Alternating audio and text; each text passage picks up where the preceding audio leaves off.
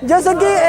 Allianz Gilgit Baltistan और कराची में गिलगित बल्तिस्तान के जितने स्टूडेंट कराची में मुकीम है, उनका यहाँ कराची प्रेस क्लब आने का मकसद ये है कि आज गिलगित बल्तिस्तान के अंदर गिलगित बल्तिस्तान के तमाम अवाम आज 5 दिनों से सड़कों पर है, वो अपने बच्चों को लेकर सड़कों पर है। उनका वाज़ा मौक़िफ़ ये है कि जब तक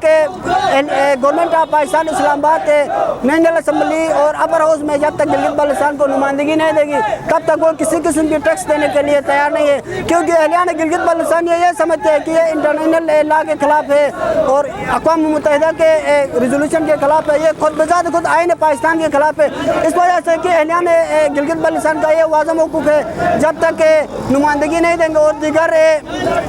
रियासती इदारे उन पर बराबरी की बुनियाद पर शराकत नहीं देंगे, तब तक किसी किस्म की टैक्स देने के लिए गिलगित बल्तिस्तान के लोग बिल्कुल भी तैयार नहीं है। इस वजह से हम वफाकी हुकूमत से भरपूर मुतालिबा करते हैं कि फिर